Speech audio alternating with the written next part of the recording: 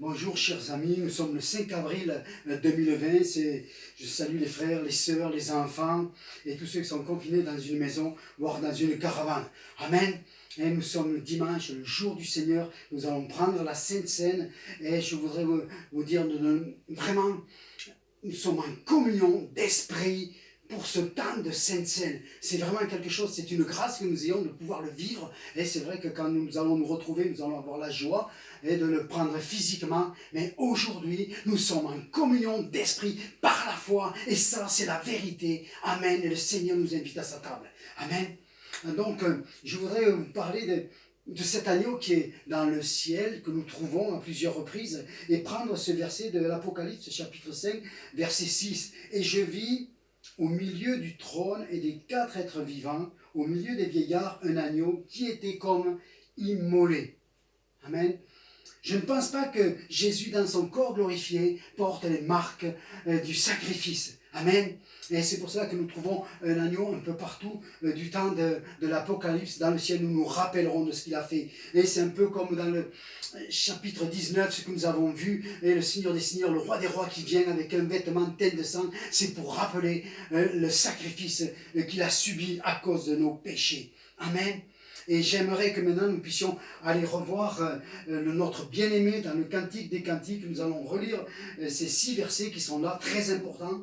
Mon bien-aimé est blanc et vermeil, il se distingue entre 10 000. Sa tête est d'or pur, ses boucles sont flottantes, noires comme le corbeau, ses yeux sont comme des colombes au bord des ruisseaux, se baignant dans le lait, reposant au sein de l'abondance. Ses joues sont comme des parterres d'aromates, une couche de plantes odorantes. Ses lèvres sont des lys d'où découle la myrrhe. Ses mains sont des anneaux d'or garnis de chrysolites. Son corps est poli d'ivoire couvert de saphir. Ses jambes sont des colonnes de marbre blanc posées sur les bases d'or pur. Son aspect est comme le Liban, distingué comme les cèdres. Son palais n'est que douceur et toute sa personne est pleine de charme. Et c'est mon bien-aimé, tel est mon ami. Amen.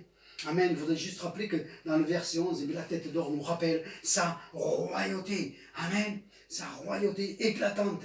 Amen. Il nous est dit aussi, ses mains sont des anneaux d'or. Et j'ai fini comme cela l'autre jour pour vous dire que ces anneaux, ce sont des alliances. Et il y en a une pour toi. Je t'invite à rencontrer Jésus afin qu'il puisse te choisir, te désirer, t'aimer pour les noces de l'agneau qui nous attendent à tous ceux qui croient en lui. Amen. Nous voyons aussi que son corps est d'ivoire poli. Amen. Donc là, il n'y a plus de marque de fouet, comme dans la main, il n'y a plus de marque de clou. Amen. Ses jambes sont des colonnes de marbre blanc. Ses jambes sont des colonnes. Il y a la colonne de la vérité, parce qu'il est le véritable. Amen. Il n'est pas un homme pour mentir. Amen. Et l'autre jambe, c'est la colonne de l'amour, parce qu'à la fin, il ne restera que de l'amour. Amen. Il nous est dit que c'est sur du marbre blanc, dont ses vérités sont solides comme le marbre, et pures par sa blancheur. Amen. Posé sur des bases d'or pur. Amen. Ça, c'est un fondement éternel. Amen. C'est sa divinité royale. Amen. Et il nous est dit que son aspect est comme le Liban, distingué comme les cèdres. Amen. Les cèdres, c'est majestueux. Savez-vous que le cèdre aussi a des facultés médicinales? Alors nous allons lire un verset dans l'Apocalypse. Car l'agneau qui est au milieu du trône les paîtra et les conduira aux sources des eaux de la vie. Et Dieu essuiera toute larme de leurs yeux. Il n'y aura plus de larmes, plus de souffrance, plus rien. Nous ne connaîtrons plus rien là-haut dans le ciel de notre Seigneur Jésus-Christ.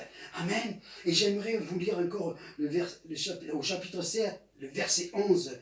Je suis à celui que j'aime, et c'est moi qu'il désire. Est-ce que tu sais que tu es désiré de Jésus-Christ, le Fils de Dieu?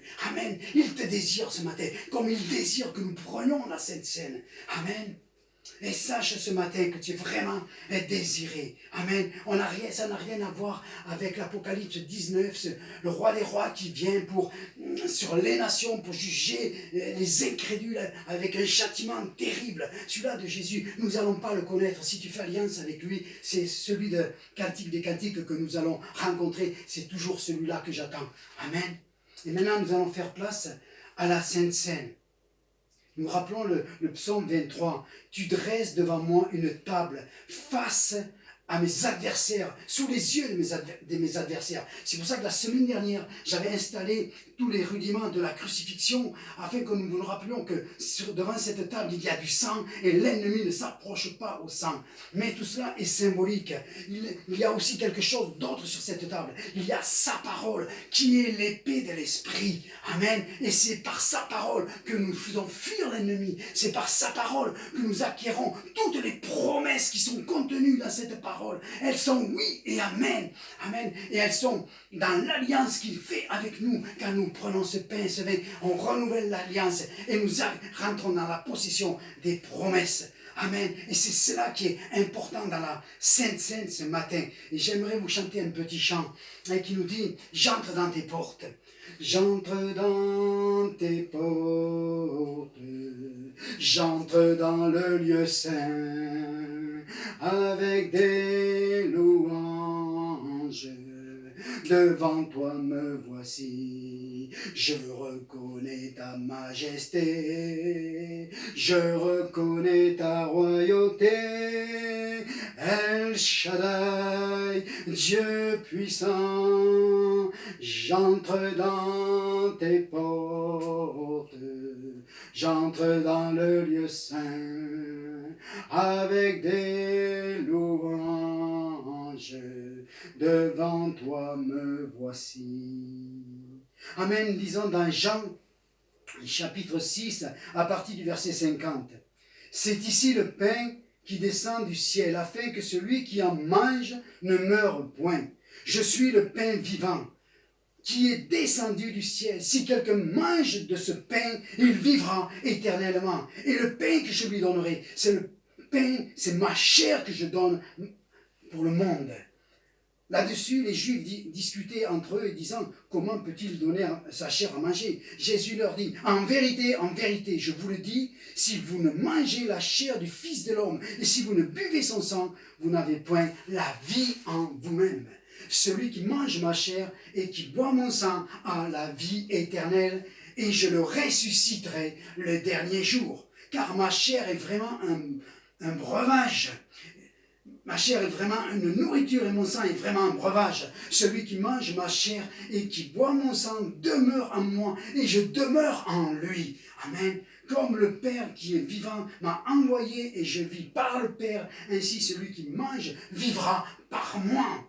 C'est ici le pain qui est descendu du ciel. Il n'en est pas comme de vos pères qui ont mangé la manne et qui sont morts. Celui qui mange le pain vivra éternellement. Amen. Voilà un autre symbole de la parole de Dieu. Amen. Si tu prends ce pain qui est son corps, qui est les meurtrissures par lesquelles il a été meurtri, brisé. Amen. Mais c'est aussi ce pain de vie qui est la parole, l'épée de l'esprit. Amen. Tout cela fait un tout. Amen. Et tu vivras par ce pain et tu vivras par cette parole. Amen. Et ce matin, nous allons vraiment partager ce pain ensemble. Et vous êtes dans vos maisons, moi je suis ici dans le fond de mon garage.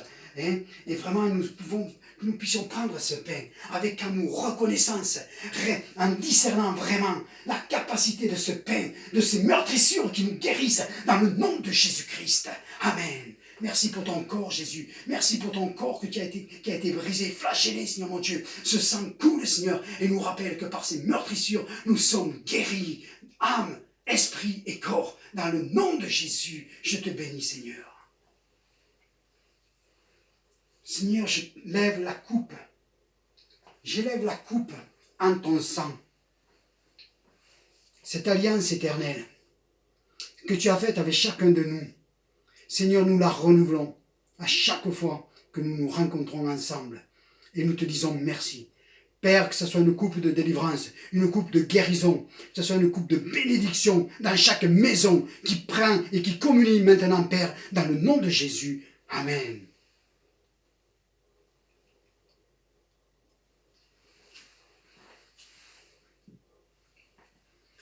Continuez votre culte à la maison, priez, louez le Seigneur et laissez-vous envahir par le Saint-Esprit qui ne demande qu'à vous visiter ce matin et faites alliance avec Jésus si vous ne le connaissez pas, dans le nom de Jésus-Christ. Amen.